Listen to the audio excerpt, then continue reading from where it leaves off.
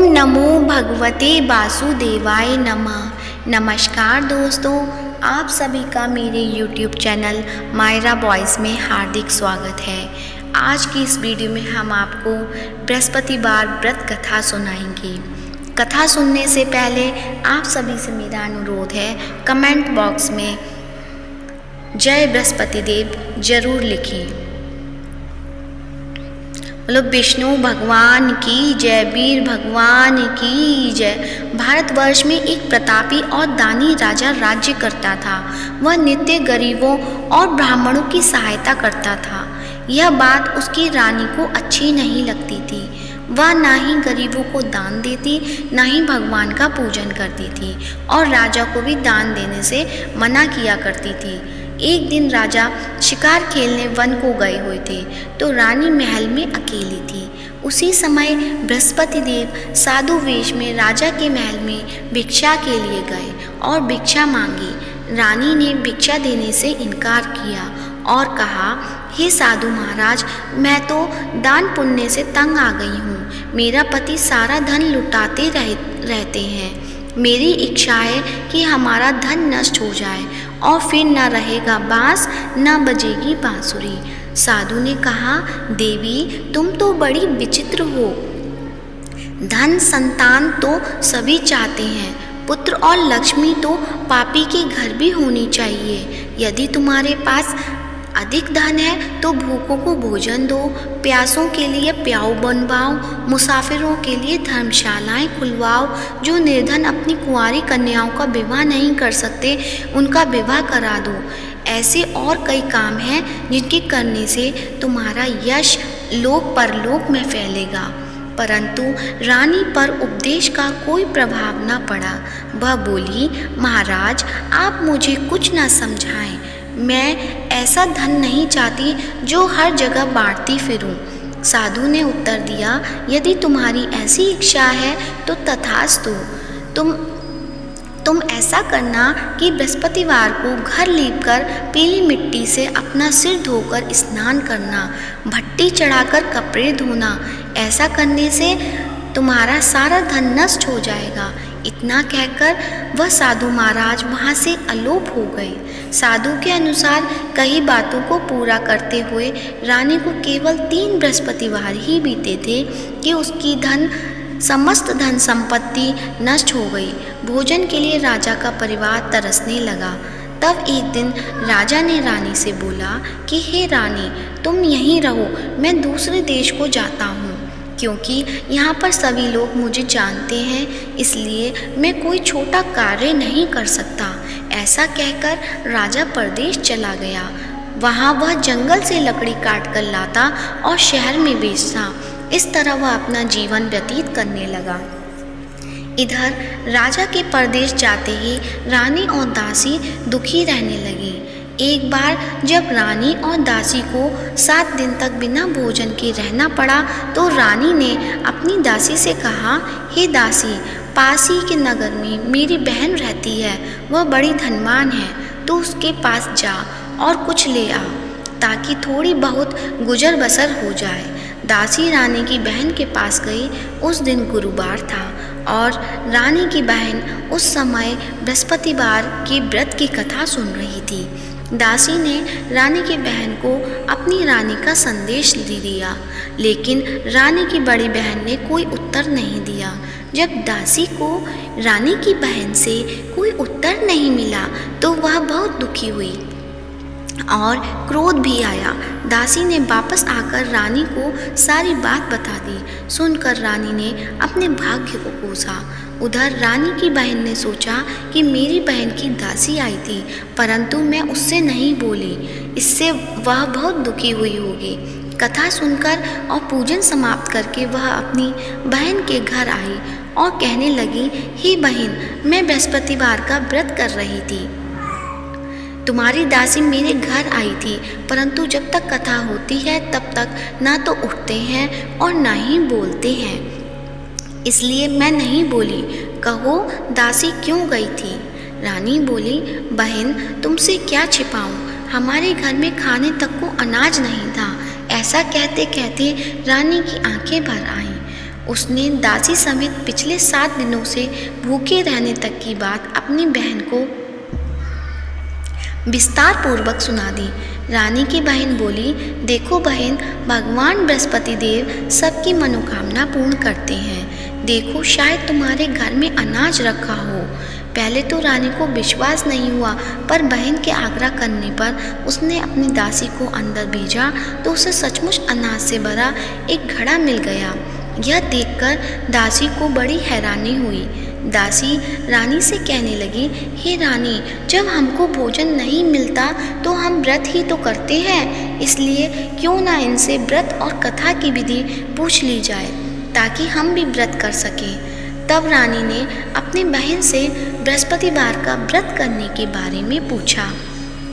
उसकी बहन ने बताया, बृहस्पतिवार के व्रत में चने की दाल और मुनक्का से विष्णु भगवान का केले की जड़ में पूजन करें तथा दीपक जलाएं, व्रत कथा सुने और पीला भोजन ही करें। इससे बृहस्पति देव प्रसन्न होते हैं। व्रत और पूजन विधि बताकर रानी की बहन अपने घर लौट आई। 7 दिन के बाद जब गुरुवार आया तो रानी और दासी ने व्रत रखा। गुड़साल में जाकर चना और गुड़ लेकर आई, फिर उससे केले की जड़ तथा विष्णु भगवान का पूजन किया। अब पीला भोजन कहाँ से आए, इस बात को लेकर दोनों बहुत दुखी थे। क्योंकि उन्होंने व्रत रखा था, इसलिए बृहस्पति देव उनसे प्रसन्न थे। इसलिए वे एक साधारण व्यक्ति का रूप धारण कर 2 थालों में सुंदर पीला भोजन दासी को दे गए। भोजन पाकर दासी प्रसन्न हुई और फिर रानी के साथ मिलकर भोजन ग्रहण किया। उसके बाद वे सभी गुरुवार को व्रत और पूजन करने लगे। बृहस्पति भगवान की कृपा से उनके पास फिर से धन संपत्ति आ गई, परंतु रानी फिर से पहले की तरह आलस्य करने लगी। तब दासी बोली, देखो रानी, तुम पहले भी इस प्रकार आलस्य करती थी। तुम्हें धन रखने में कष्ट होता है, इस कारण सभी धन नष्ट हो गया, और अब जब भगवान बृहस्पति की कृपा से धन मिला है तो तुम्हें फिर से आलस्य होता है। रानी को समझाते हुए दासी कहती है कि बड़ी मुसीबतों के बाद हमने यह धन पाया है, इसलिए हमें दान पुण्य करना चाहिए, भूखे मनुष्य को भोजन कराना चाहिए और धन को शुभ कार्यों में खर्च करना चाहिए, जिससे तुम्हारे कुल का यश बढ़ेगा, स्वर्ग की प्राप्ति होगी और पितृ प्रसन्न होंगे। दासी की बात मानकर रानी अपना धन शुभ कार्यों में खर्च करने लगी, जिससे पूरे नगर में उसका यश फैलने लगा। बृहस्पतिवार व्रत कथा के बाद श्रद्धा के साथ आरती की जानी चाहिए।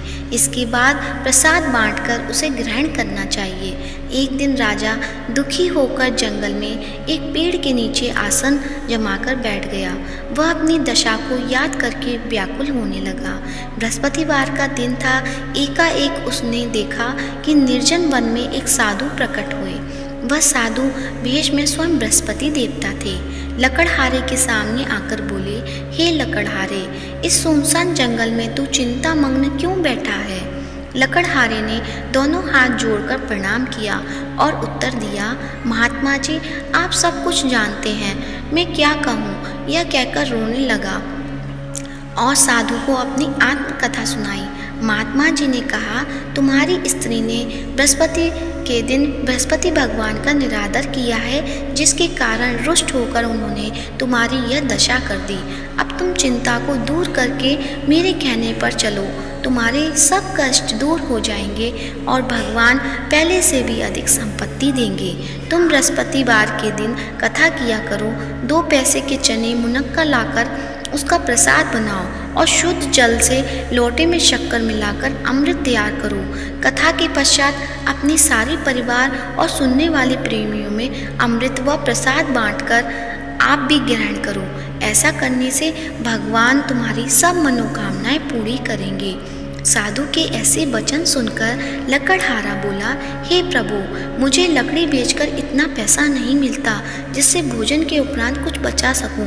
मैंने रात्रि में अपनी स्त्री को व्याकुलता देखा है। मेरे पास कुछ भी नहीं जिससे मैं उसकी खबर मंगा सकूं।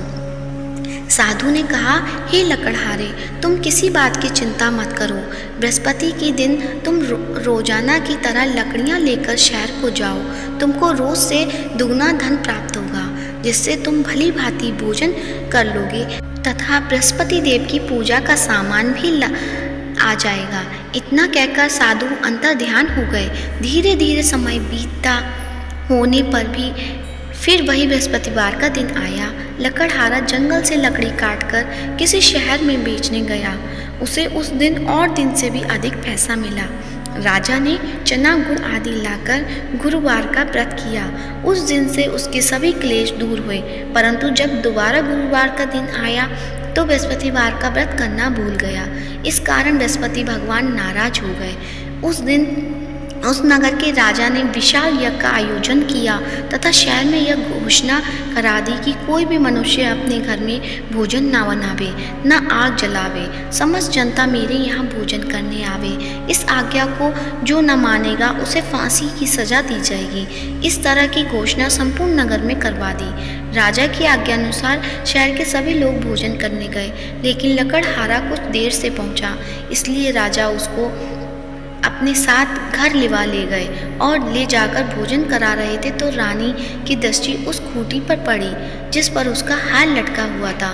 वह वहां पर दिखाई नहीं दिया। रानी ने निश्चय किया कि मेरा हार इस मनुष्य ने चुरा लिया है। उसी समय सिपाहियों को बुलाकर उसको कारागार में डलवा दिया। जब लकड़हारा कारागार में पड़ गया और बहुत दुखी होकर विचार करने लगा कि न जाने कौन से पूर्व जन्म के कर्म से मुझे यह दुख प्राप्त हुआ है, और उसी साधु को याद करने लगा जो कि जंगल में मिला था।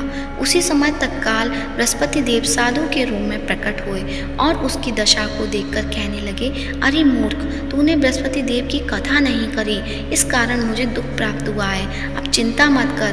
बृहस्पतिवार के दिन कारागार के दरवाजे पर 4 पैसे पड़े मिलेंगे। उससे तू बृहस्पति देव की पूजा करना तो सभी कष्ट दूर हो जाएंगे।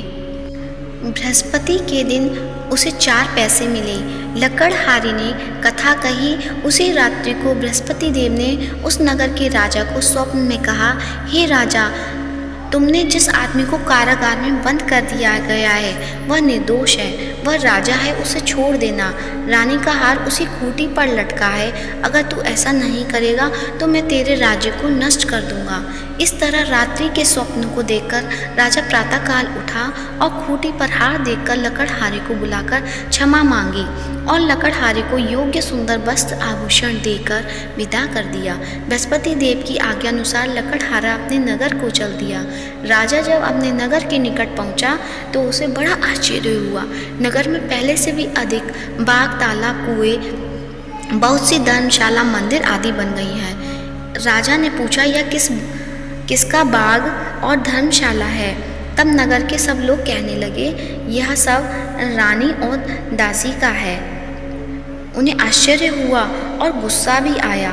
जब रानी ने यह खबर सुनी कि राजा आ रहे हैं तो उन्होंने बांदी से कहा कि हे दासी, देख, राजा हमको कितनी बुरी हालत में छोड़ गए थे। हमारी ऐसी हालत देखकर वह लौट ना जाए, इसलिए तू दरवाजे पर खड़ी हो जा। आज्ञानुसार दासी दरवाजे पर खड़ी हो गई। राजा आए, उन्हें अपने साथ लेवा लाई। तब राजा ने क्रोध करके अपनी रानी से पूछा कि यह धन कैसे प्राप्त हुआ है। तब उन्होंने कहा, हमें यह सब धन बृहस्पति देव की इस व्रत कथा से प्राप्त हुआ है। राजा ने निश्चय किया कि 7 रोज बाद तो सभी बृहस्पति देव का पूजन करते हैं, परंतु मैं प्रतिदिन दिन में 3 बार कहानी तथा रोज व्रत किया करूँगा। अब हर समय राजा के दुपट्टे में चने की दाल बंधी रहती तथा दिन में 3 बार कहानी कहता। एक रोज राजा ने विचार किया कि चलो अपनी बहन के यहाँ हो आवे। इस तरह निश्चय कर राजा घोड़े पर सवार होकर अपनी बहन के यहाँ को चलने लगा। मार्ग में उसने देखा कि कुछ आदमी एक मुर्दे के लिए जा रहे हैं। उन्हें रोककर राजा कहने लगा, अरे भाइयों, मेरी बृहस्पति देव की कहानी सुन लो। वे बोले, लो, हमारा तो आदमी मर गया, इनको अपनी कथा की पड़ी है। परंतु कुछ आदमी बोले, अच्छा कहो, हम तुम्हारी कथा भी सुनेंगे। राजा ने दाल निकाली और जब कथा आदि हुई कि मुर्दा हिलने लग गया, और जब कथा समाप्त हो गई तो राम राम करके मनुष्य उठकर खड़ा हो गया। आगे मार्ग में उसे एक किसान खेत में हल चलाता मिला। राजा ने उसे देख और उससे बोला, अरे भैया, तुम मेरी बृहस्पतिवार की कथा सुन लो। किसान बोला, जब तक मैं तेरी कथा सुनूंगा तब तक 4 हरिया जोत लूँगा। जा अपनी कथा किसी और को सुनाना। इस तरह राजा आगे चलने लगा। राजा के हटते ही बैल पछाड़ खाकर गिर गए तथा किसान के पेट में बड़ी जोर का दर्द होने लगा। उस समय उसकी माँ रोटी लेकर आई। उसने जब यह देखा तो अपने पुत्र से सब हाल पूछा और बेटे ने सभी हाल कह दिया। तो बुढ़िया दौड़ी दौड़ी उस घुड़सवार के पास गई और उससे बोली कि मैं तेरी कथा सुनूंगी, तो अपनी कथा मेरे खेत पर चलकर ही कहना। राजा ने बुढ़िया के खेत पर जाकर कथा कही, जिसके सुनते ही वह बैल उठ खड़े हुए तथा किसान के पेट का दर्द भी बंद हो गया। राजा अपनी बहन के घर पहुंचा। बहन ने भाई की खूब मेहमानी की। दूसरे रोज प्रातःकाल राजा जगा तो वह देखने लगा कि सब लोग भोजन कर रहे हैं। राजा ने अपनी बहन से कहा, ऐसा कोई मनुष्य है जिसने भोजन नहीं किया हो? मेरी बृहस्पतिवार की कथा सुन ले। बहन बोली, हे भैया, यह देश ऐसा ही है कि पहले यहाँ लोग भोजन करते हैं, बाद में अन्य काम करते हैं। अगर कोई पड़ोस में हो तो देख आऊं। वह ऐसा कहकर देखने चली गई, परंतु उसे कोई भी ऐसा व्यक्ति नहीं मिला जिसने भोजन ना किया हो। अतः वह एक कुम्हार के घर गई जिसका लड़का बीमार था। उसे मालूम हुआ कि उसके यहाँ 3 रोज से किसी ने भोजन नहीं किया है। रानी ने अपने भाई की कथा सुनने के लिए कुम्हार से कहा। वह तैयार हो गया। राजा ने जाकर बृहस्पतिवार की कथा कही, जिसको सुनकर उसका लड़का ठीक हो गया। अब तो राजा की प्रशंसा होने लगी। एक रोज राजा ने अपनी बहन से कहा कि हे बहन, हम अपने घर जाएंगे, तुम भी तैयार हो जाओ। राजा की बहन ने अपनी सास से कहा। सास ने कहा, हाँ चली जाओ, परंतु अपने लड़के को मत ले जाना, तेरे भाई की कोई औलाद नहीं है। बहन ने अपने भैया से कहा, हे भैया, मैं तो चलूँगी पर बालक नहीं जाएगा। राजा बोला, जब कोई बालक नहीं चलेगा तब तुम ही क्या करोगी? बड़े दुख मन से राजा अपने नगर को लौट आया। राजा ने अपनी रानी से कहा, हम निर्वंशी हैं, हमारा मुंह देखने का धर्म नहीं है और कुछ भोजन आदि नहीं किया। रानी बोली, हे प्रभु, बृहस्पति देव ने हमें सब कुछ दिया है, वह हमें औलाद अवश्य देंगे। उसी रात बृहस्पति देव ने राजा से स्वप्न में कहा, हे राजा, उठ, सभी सोच त्याग दे, तेरी रानी गर्भ से है। राजा की यह बात सुनकर बड़ी खुशी हुई। 9वें महीने में उसके गर्भ से एक सुंदर पुत्र पैदा हुआ। तब राजा बोला, हे रानी, स्त्री बिना भोजन के रह सकती है पर बिना कहे नहीं रह सकती। जब मेरी बहन आवे तुम उससे कुछ कहना मत। रानी ने सुनकर हाँ कर दिया। जब राजा की बहन ने यह शुभ समाचार सुना तो वह खुश हुई तथा बधाई लेकर अपने भाई के यहाँ आई। तभी रानी ने कहा, घोड़ा चढ़कर तो नहीं आई, गधा चढ़ी आई। राजा की बहन बोली, भाभी, मैं इस प्रकार न कहती तो तुम्हें औलाद कैसे मिलती? बृहस्पति देव ऐसे ही हैं, जैसे जिसके मन में कामना है सभी को पूर्ण करते हैं। जो सद्भावना पूर्वक बृहस्पतिवार का व्रत करता है और कथा पढ़ता है अथवा सुनता है, दूसरों को सुनाता है, बृहस्पति देव उसकी सभी मनोकामना पूर्ण करते हैं। भगवान बृहस्पति देव उसकी सदैव रक्षा करते हैं। संसार में जो मनुष्य सद्भावना पूर्वक से भगवान जी का पूजन व्रत सच्चे हृदय से करते हैं, उनकी सभी मनोकामनाएं पूर्ण करते हैं। जो सच्ची भावना से रानी और राजा ने उनकी कथा का गुणगान किया तो उनकी सभी इच्छाएं बृहस्पति देव जी ने पूर्ण की थी। इसलिए पूर्ण कथा सुनने के बाद प्रसाद लेकर जाना चाहिए। हृदय से उनका मनन करते हुए जयकारा बोलना चाहिए। बोलो बृहस्पति देव की जय, भगवान विष्णु की जय। तो आइए अब सुनते हैं बृहस्पति देव की आरती। ओम जय बृहस्पति देवा, स्वामी जय बृहस्पति देवा। छिन छिन भोग लगाऊं, कदली फल मेवा। ओम जय बृहस्पति देवा, ओम जय बृहस्पति देवा। तुम पूर्ण परमात्मा, तुम अंतर्यामी। जगत पिता जगदीश्वर तुम सबके स्वामी, ओम जय बृहस्पति देवा। चरणामृत निज निर्मल सब पातक हरता, स्वामी सब पातक हरता। सकल मनोरथ दायक कृपा करो भरता, ओम जय बृहस्पति देवा। तन मन धन अर्पण कर जो जन शरण पड़े, स्वामी जो जन शरण पड़े। प्रभु प्रकट तब होकर आकर द्वारी खड़े, ओम जय बृहस्पति देवा। दीन दयाल दयानिधि भक्तन हितकारी, पाप दोष सब हरता भव बंधन हारी, ओम जय बृहस्पति देवा। सकल मनोरथ दाय सब संचय हारो, स्वामी सब संचय हारो। विषय विकार मिटाओ संतन सुखकारी, ओम जय बृहस्पति देवा। जो कोई आरती तेरी प्रेम सहित गावे, स्वामी भक्त सहित गावे। जेठानंद वंद सो निश्चय छुट जावे, ओम जय बृहस्पति देवा। स्वामी जय बृहस्पति देवा, स्वामी जय बृहस्पति देवा। सब बोलो विष्णु भगवान की जय हो। प्रेम से बोलो बृहस्पति देव भगवान की जय हो।